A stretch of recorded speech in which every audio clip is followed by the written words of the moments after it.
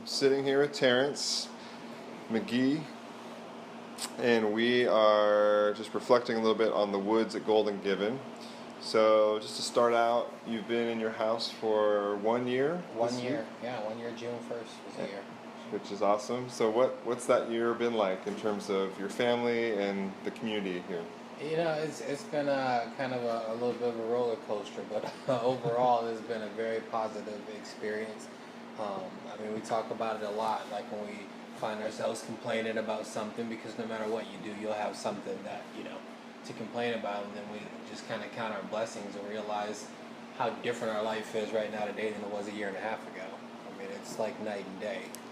It's completely different. So, I mean, the community, just like any community, any relationship, also has their ups and downs. For the most part, everyone just kind of does their part. I mean, we all have our own preferences and our own,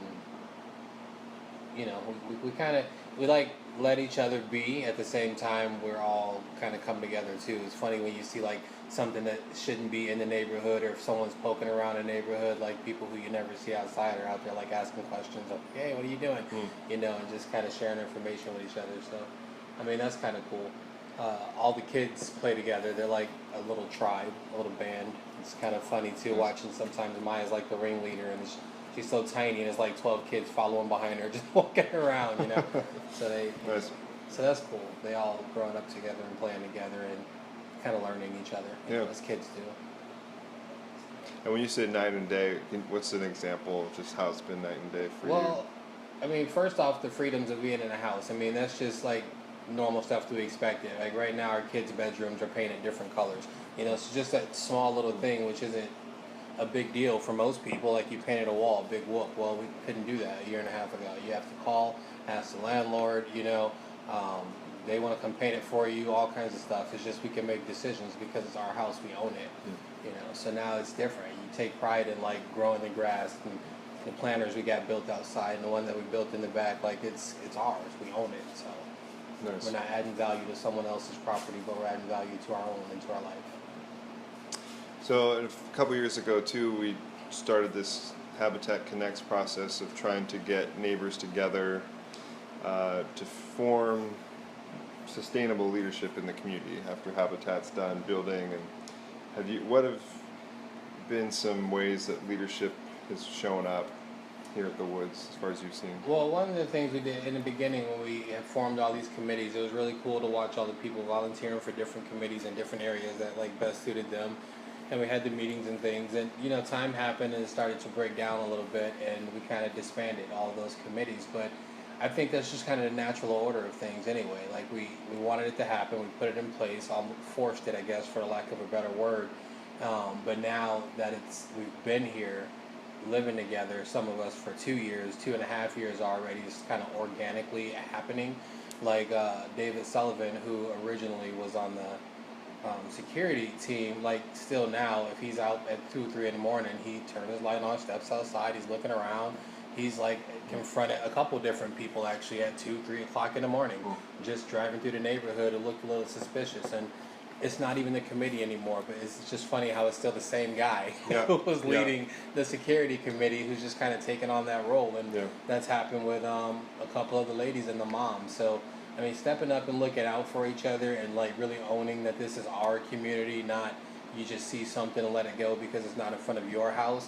Like that's kind of awesome, and it just happened naturally. And the preservation committee with Lindsay taking that on. Because that's near and dear to her heart, That's funny. I hate to use that term, but like she signed an email one says a tree hugger is what she did, And it's just cool because if that's her personality, for her to take on grounds and gardens, she really owned it, because she wanted to do it. It wasn't, hey, we need this committee filled, who's going to do it, wait for volunteers. So she made it her own. She was super involved. She stayed in communication. I mean, she did a great job. So I think the leadership is just kind of happening naturally. It's not really committees or putting labels on it, but it's getting clearer to see now who should be in which committee now that we have our own board and we want to do this redo kind of. Yeah. So talk about the board election process, because that just happened a week or two ago. Yeah. You had your first election. Yeah, not even. It was It was good. I didn't expect everyone to show up. I didn't think that it would be as nice a turnout as it was, because pretty much everyone in the community just about either showed up physically or by proxy. So that was That's cool. nice. Yeah. And it wasn't a long process, so that like you can't see what everyone's voting, but the fact that we didn't have to do several votes to narrow it down, and all of the the negative things that you hear about in elections or board meetings in general, just it seems like the community mostly is on the same page, at least the same thought process. It was really easy. I think I walked in expecting to leave frustrated, disappointed, and it was quick and pretty simple, and it was nice. It was good, and I think everyone enjoyed it. I think everyone's really happy. It's like a big sigh of relief. Like we've done this now. It's truly our community that we're running. That we're Yeah. so. Yeah. It was fun. Yeah. Nice. Good. So, and you were elected board president? Is that right? Yeah. Go figure. Go figure. So, Yeah.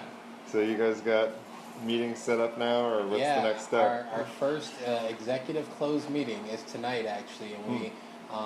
It's really cool that we before we elected the board as the resident advisory team, just kind of playing in the background, we decided a while ago we should understand these declarations 100%. So every single Tuesday for the last few months, we've been meeting and going through them and asking questions and highlighting and underlining. And so it was nice to know that we had to put up the notice, for an executive meeting 2 days before the meeting, and just those little crossing the T's and dotting the I's. It was, I don't know, I think it was Lindsay's idea. It was really good foresight, though, because it helped a lot, like in the immediate. So.